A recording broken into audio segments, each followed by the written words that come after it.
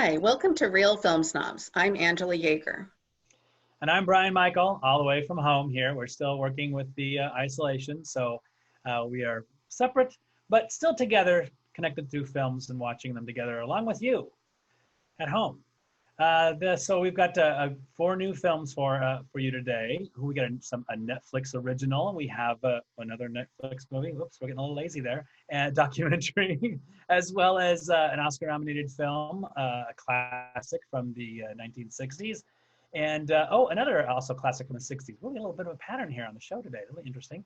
So we'll start with our first film, which is The Five Bloods. It's a clip you saw at the top of the show. Directed by Spike Lee, this tells a story of four Black war veterans returning to Vietnam, seeking the remains of their fallen squad leader, as well as the gold fortune that he helped them bury. Now, it's a 2.5 hour long film, is what I'll start off by saying. Spike Lee, one of my favorite filmmakers, is given a larger budget than he's normally used to, a $40 million budget by Netflix. And boy, does he pack in everything in 2.5 hours. This is a what if film for me because I keep thinking as, what if we just concentrated on that? What if we just made a movie about that? There's about 5 movies here in one. I can recommend this film, but barely because I got a little frustrated towards the end because the very beginning when we have these veterans come back, you've got an amazing a bunch of actors. Now, of course, in Hollywood, these are character actors because they're Black and they don't ever have lead roles. But Delroy Lindo, I'm so happy to see on the screen again. My God, I love his acting. He has an incredible performance in this one, even though the character sometimes is hard to watch. Jonathan Majors, who's also in Last Black Man in San Francisco. I was able to see him with a more lively character that I enjoyed.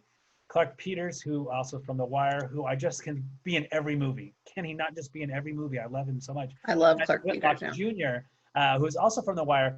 All of these guys immediately established chemistry. They established their character, wham, bam, fast. These are great actors, and I love to see them in starring roles.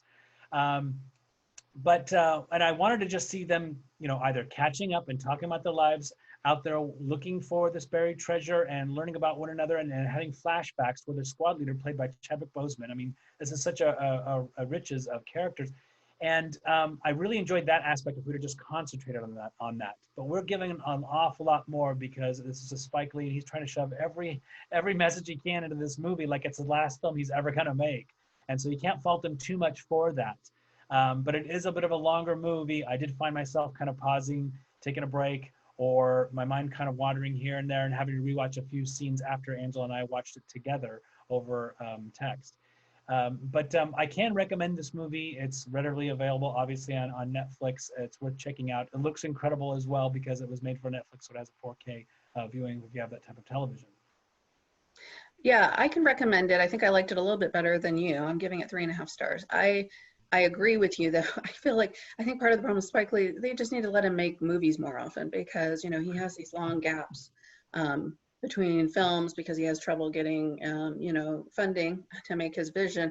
Because I did have the thought at one point, what else, what other storyline is he going to pack in here? Because just enough dealing with the Black experience in Vietnam, that's enough for a 2 to 2.5 hour movie. So he's got that. He's got this adventure story about the lost gold. He's got the Vietnamese, experience and some of the issues there, but then he also packs in these issues. He's got one of the characters being kind of a Trump supporter. He's wearing the red hat, so he's bringing in some modern day politics. He brings in Black Lives Matters. And then at one point there's a thing with opioid addiction and alcoholism. And you have generational issues. So I thought, boy, there's like you said, there's like 6 movies in this movie.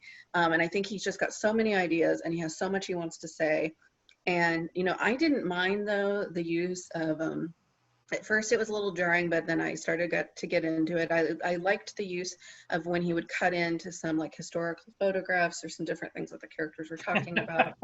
Yeah, except for when he did it with Aretha Franklin. I was like, I'm well aware of who Aretha Franklin is. Thank you. Yeah. Some of the folks he put on there are more well known than others, but he brought up some, lesser known figures such as the first man who was ever killed in the Boston Tea Party massacre was a Black man.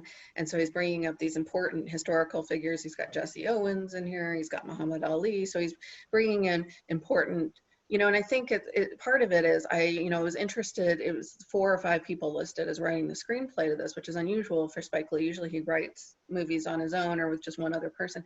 Apparently this was originally going to be an adventure film by Disney, about these guys, white soldiers, looking for this lost gold. He took the screenplay and adapted it, and so and turned it all into African American soldiers, and decided to explore that aspect because we haven't seen that.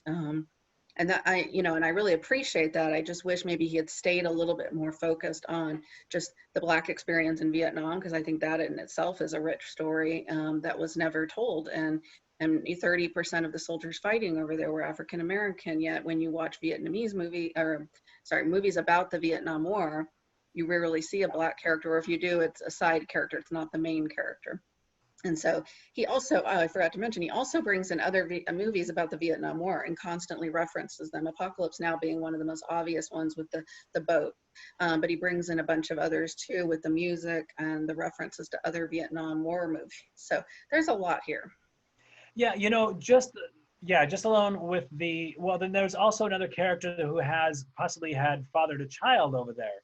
I mean, there are so many offshoots. Oh yeah, I forgot about that story. I wanted to follow and just go along with that story and find along with that story. And Delroy Lindo, even though he's the Trump supporter here, which can be very frustrating for the other characters, but I also understand where that frustration comes from and where that would, and he talks about why he went there and why he is that way. And I think that is fascinating. Even though I thought that was a daring choice by Spike Lee to do that and to put it on a character like Delroy Lindo, a really strong actor that we're familiar with. He manages to pull that off, and also to show this frustration, this guy who feels like nothing has ever gone his way in his life, and he's sick of it. He's sick of always being on the losing end of life. And so I found that really fascinating.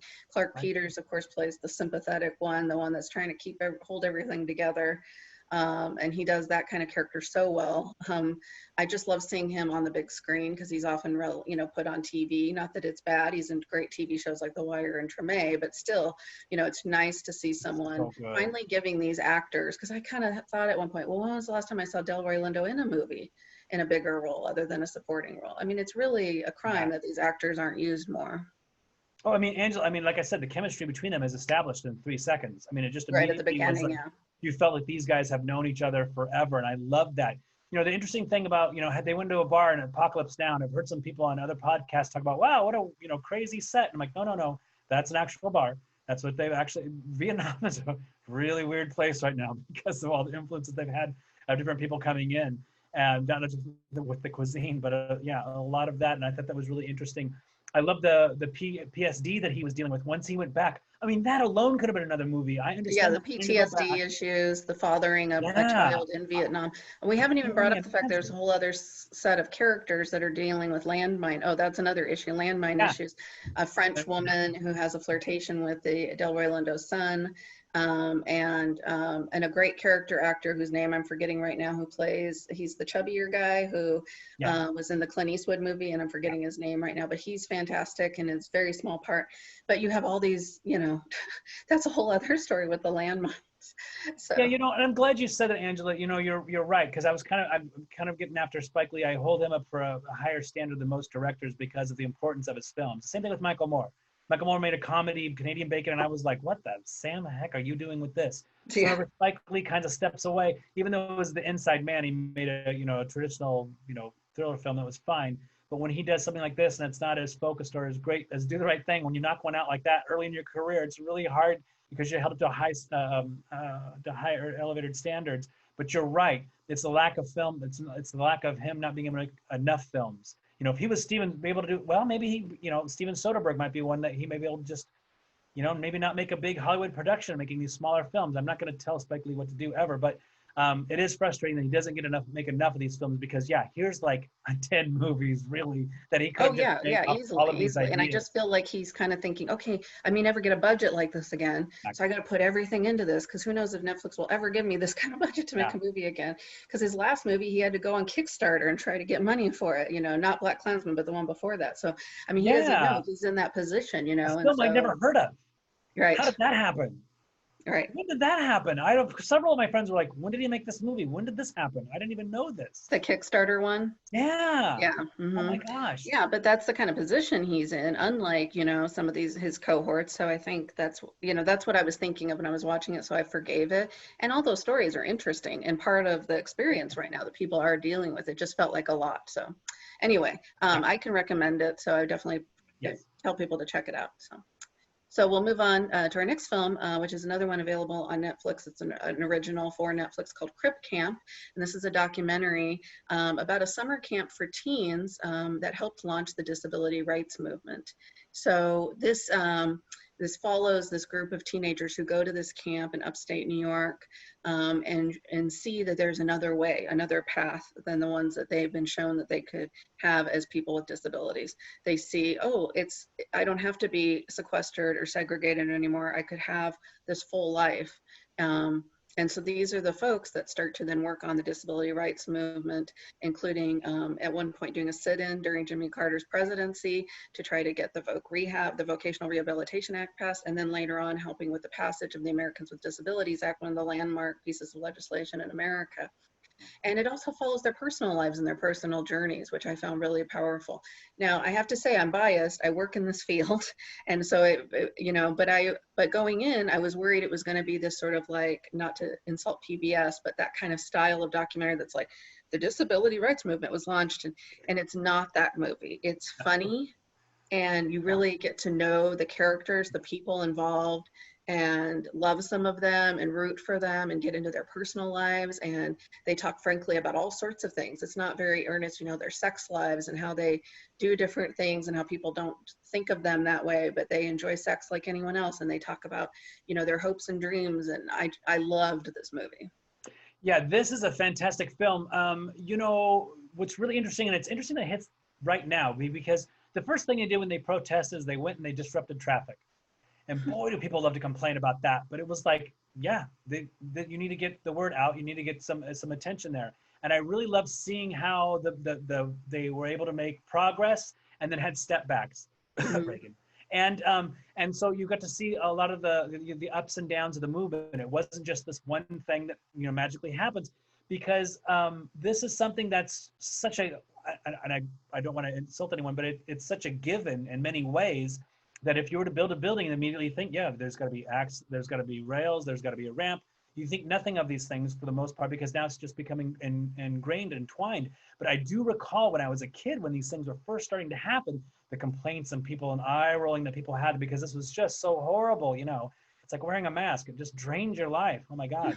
So it's good to see these things, because now it's a given. Oh my gosh. And it's not just people that are handicapped using these ramps. On a bad day, I've used them myself, and as well as anyone who's elderly. And so these things are just become common, so common that we don't even think so much about them. It's not an outstanding or a strange thing. So it's really good to see that, especially in today's time, in today's climate, to see that when changes are made, eventually they become normal and we move on. Now, Right. watching and learning these people who they are, who started, and God bless hippies, by the way. God bless hippies for starting these little camps and doing these things and doing what they did. Whatever happened to the hippies? Damn it, they sold out. So we get to see them, they all kind of come full circle, because later on when there's a huge protest and they're pushing forward in San Francisco, they were like, oh, it was camp again. And we had the sit-in, and we had to be there for days, and we all knew what to do because we were part of camps. We sang these songs, we did this. The Black Panthers come in, lesbian groups come in, and all these different other groups that were struggling at the time as well come in and help one another out. This movie will make you tear up and cry through the whole damn thing. It's a really beautiful film. Yeah, I loved it. And there's so many great characters. Judith Human, who came up, she was kind of one of the leaders. And she goes up and speaks in front of Congress, and we see her speaking. So you have that element. You have this one group, they're a couple and their lives. You're right. It's really powerful when you see them blocking traffic with their wheelchairs and getting people's attention that way. I loved the scene where it showed the Black Panthers and the LGBTQ community coming in and all working together. And you think, gosh, all these marginalized groups who have been told no, for different reasons. When they came together, how powerful they were.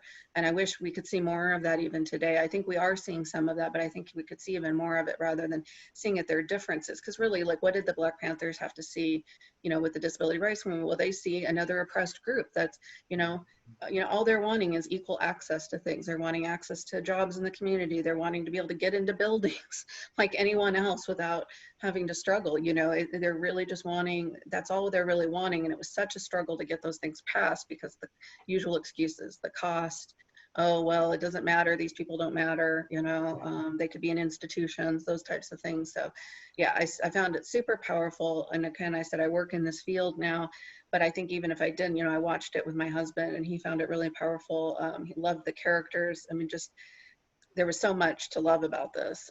So for me, it's a 4-star film. I would say one of the best of 2020.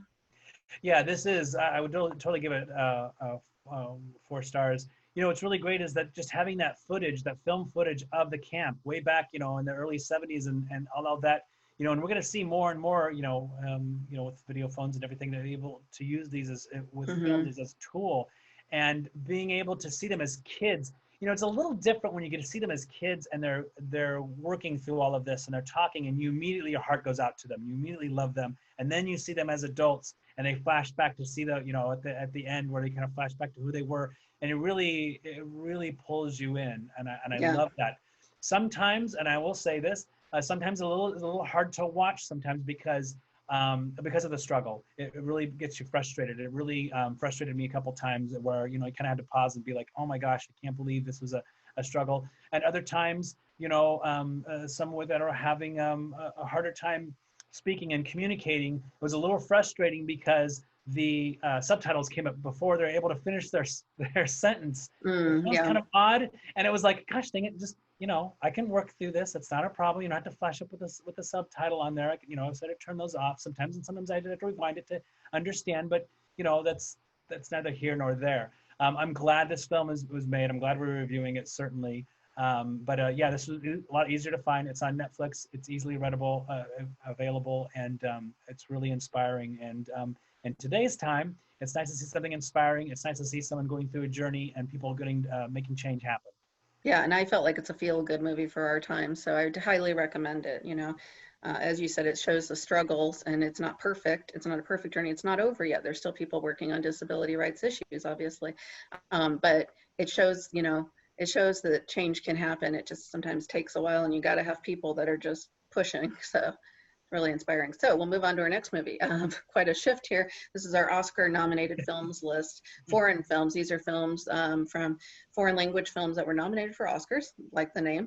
And this one is Yesterday, Today, and Tomorrow. It's an Italian film by Vittorio De Sica, starring Sophia Loren and Marcello Mastroianni. So not bad on the eyes. So start there. Good-looking people to look at. This is another one. So this is 3 short stories. All featuring Sophia Loren and Marcello Mastroianni playing different characters in different settings. So it starts off at the beginning of the film. They're a poorer couple, and she is supposed to go to prison for selling cigarettes on the black market. And she finds out, oh, there's a clause if she doesn't have to go to prison if she's pregnant. So her and her husband decide to just keep procreating. Before you know it, they've got 10, 12 kids on there. But then he starts to become exhausted and he can't perform anymore and she becomes angry. And so it's very comedic. This is a fun movie. It's got a lot of comedy and humor. I think the first story, that's the problem with when you do different stories in a movie like this, if they're not all equally great. And when you start, in my opinion, with the first one being the best, then it kind of, Oh. I liked this one the best of the 3 stories. Okay.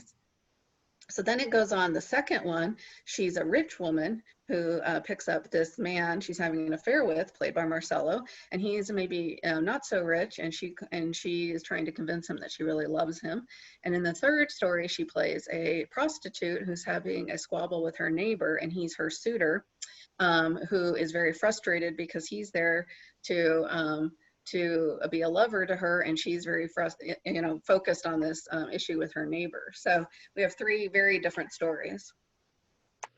Yeah, so now here's another director, that made The Bicycle Thief, one of the most important, greatest films of all time. And so whenever he turns and makes something like this, I kind of go, why? What are we doing here? But again, he's sliding in little tidbits here under the radar and something of a farce. Sophia Loren is absolutely wonderful and just an absolute joy to watch in so many different ways.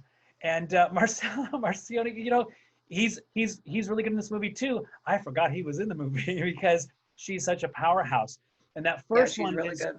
that first one is so funny, and it just shows the ridiculous rules that are used to oppress the underclass. Is pretty ridiculous, and just cranking out. I think they had 8 altogether, and after a while he gets tired. Which, by the way, is pretty unrealistic. Movies are pretty fantastical, but at some point in time, if you're getting tired of procreating with Sophia Loren, really, even I'm saying that, for crying out loud. But then in the second one, you failed to mention that she's dressed in Kristen Dior. Come on. And she Oh, looks sorry. absolutely fantastic. There's a car wreck, and as soon as the car wreck happens, boy, does she change her tune about how much she loves this guy and how money means nothing to her. He wrecked the Rolls Royce, and boy, does she let him have it. I think I enjoyed, I don't know which one I enjoyed. I enjoyed that one an awful lot because it was such an easy, nice little set piece. It was a nice in between the two. The third one, I felt a lot longer than the rest of them, and it took me, I forgot that there was 3 parts because of this one being such a standout to it. She's dealing with the next door neighbor whose son wants to be a priest, who's starting to second guess himself because he lives next to Sophia Loren, as anyone would. I'm gay, Yeah. and I would question my queerness if I lived next to Sophia Loren. Yeah. I mean, come on here. Well, and she's dressed very scantily quite a few times Yeah. when she Well, comes out on the balcony, and he's staring at her, and he's thinking, I think maybe my calling has changed. A lot of callings changed if she's dressed that way walking around. But I love that because his grandmother hates the neighbor until he starts having second thoughts. Then she's like, "You got to help me. You You've got to get him back obviously into the can fold." sway men. You need to help me get him to be in the priesthood," which is, Right. boy, that's a hard. Yeah. But No, a it's very a really funny enjoyable movie. movie. Vittorio De Sica, he started his career doing these Italian neorealism. You mentioned Bicycle Thieves. He also did Shoe Shine, which is this really tragic, one about the boys in the prison. So he Yeah. started with these very heavy movies. And then in the 60s, he shifted to doing these lighter comedies. He did a whole series of these with Sophia Loren and Marcello Mastroianni. We watched another one, the Marriage Italian Style and Divorce Italian Style. He did those as well. And so it is a huge shift, but the film looks gorgeous. It's got this great color palette, and of course it doesn't hurt that Sophia Loren is in every shot in the movie. And I think you're right, he gives her more to do in the movie than Marcello. He's sort of like hanging back a lot of it while she's just taking over the screen, and nothing wrong with that. So very enjoyable film. Nice It light didn't one look. for us too. This one didn't look as good because I rented it on Prime on a standard definition, but I think in the one that you had was 4K, or at least it was Yeah, high Canopy, definition. I think it was HD. It looked pretty good to me anyway, so. Yeah, Mine so was. definitely a fun one though. It's, lighter film, I think, for people, it's a lot of heavy stuff we tend to review on the show. So this one's definitely a fun, lighter one. So This one's famous for a striptease that she does at the end, which of course yes, everybody talks which about. Robert Altman recreated in Ready to Wear, Pret-a-Porter. So, which not a great film, but. Oh, it's a good scene. It was fun to watch them together again. So. Mhm. All right, so we'll move on to his distinguished classics list that I think are, well, a list of classic films that I wanted us to check out. This one is Come Drink With Me from 1966, directed by King Hu. This is a group of bandits kidnap the governor's son and demand their imprisoned leader be set free in exchange. That's really the subject of it. That doesn't do it a lot of justice. This movie has an awful lot more going on because there's a warrior sent in to negotiate and save him. I believe it's his sister, or it's the other governor's niece.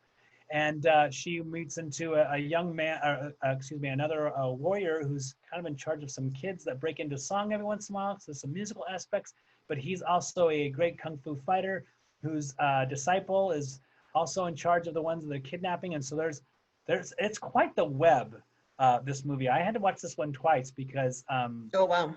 there's an awful lot going on. This is a kung fu classic from '66. It looks absolutely fantastic. I watched this on Prime, and it looked really good. I was so happy that this movie has not fallen to the wayside. It was submitted for nomination for an Academy Award, and boy, that didn't happen. No, this is a great kung fu film. There's a lot of the special effects, of course, sometimes are cutaways done in the editing. Sometimes the film is sped up. but there's nice long takes where you get to see the full body from head to toe and the kung fu fights. There's a lot of great dialogue. There's a lot of great subject or the offshoots in terms of the plot. This is a rich movie. I mean, don't dismiss this as just a kung fu film. There's a lot more going on in this, and this was such a joy to watch. And again, another one that we can just a lot more entertainment value there and not such heavy material. Oh my God, I love this movie so much. I watched it forgetting that it was from our list. And so I watched it just like, oh, this is on my list for some reason. So I started watching it and then I was texting you and I was like, oh my gosh, it's a kung fu movie with a badass female lead. And then I was like, and now they're breaking out into song. This couldn't get any better. So the lead, her name is Golden Swallow. And they ended up making a sequel featuring her character as well. Pei Pei Chang is the actress who played her in that character in several other films. If you liked Kill Bill, you have to see this film because there are so many scenes that are taken from this movie. And she has the mysterious swordsman, of course. There's a scene in the restaurant where she's just sitting there trying to have a meal towards the beginning, and all these assassins start coming up behind her, and then she gives them the one too. I just thought it was so cool. And then they break into song, and I thought, I couldn't love this movie anymore. It's just so cool. It's so entertaining. It's so fun. You're right. The story's complicated. At one point, I thought, okay, I thought she was the main swords, the main action hero, and she does do a lot. But then this other guy, as you mentioned, comes in, and seems like he's a homeless guy, but he's actually not. He's actually a master fighter. So really fun. That end scene, of course, I think was inspired the Crouching Tiger, Hidden Dragon end scene, which was absolutely fantastic as well. Jade Faced Tiger, which is the one of the main villains, is Jade Faced Tiger, effeminate kabuki faced villain who I thoroughly enjoyed. And this is one worth seeking out and finding. It's just if you don't watch a lot of kung fu movies or haven't seen one, this is a great introduction. If you've seen a lot of other ones, this is one of the highest to check out there. So let's see real quick here. We both can recommend the Five Bloods. We highly recommend Crip Camp, as well as Yesterday, Today, and Tomorrow. We highly recommend Come Drink With Me. So it's a really great show here. You can check out our reviews at realfilmsnobs.com. Also on Letterboxd. You can subscribe to us on YouTube. Be sure to smash that subscribe button, as well as the little bell, so we'll notify when we upload the new episodes. You can follow us on Twitter, listen to us on KMUZ here in the Salem area, watch us on CCTV in Salem, as well as CAM in Corvallis, and Scan, CAN in Silverton. We want to thank our amazing sponsors, our fantastic crew, who we miss so much. We hope to see you all soon. We want to thank everyone out there who support independent theaters in any which way they can. I want to thank my awesome co-host as well, all the way across town. Feels like forever since I've seen you. Yeah. I want to thank you for watching. Have a great day and great movies.